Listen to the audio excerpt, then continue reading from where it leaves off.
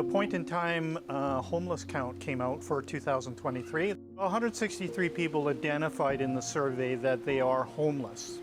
And homeless means that they did not have a place to lay their head in the last 30 days. There's some other really important statistics in the point-in-time homeless count. For example, we know that 60% of those people in the homeless count identify as Indigenous people. And the demographic in our community is they only represent 10% of the entire population. And that's a horrible disparity in numbers. And that means we all, as a community, need to take some self-reflection and ask ourselves why that number is the way it is. And there's other numbers in the report that are also very indicative of the problem we have. 60% said they had mental health issues, and 70% said they had substance disorder issues. And that's a huge number, and it points out the direct correlation between the overdose crisis, addiction, and homelessness. Our response, of course, is we are continuing to fight the overdose crisis in our community, and those numbers are horrible. End of August, there were 21 deaths in our community since January of 2023. That trend looks like if it continues, we're going to have as many as 31.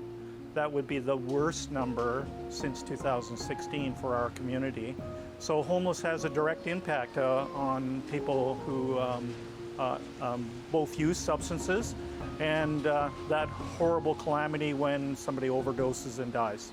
I don't think there's an easy solution. However, the other thing that we haven't done really effectively is put permanent homes in place.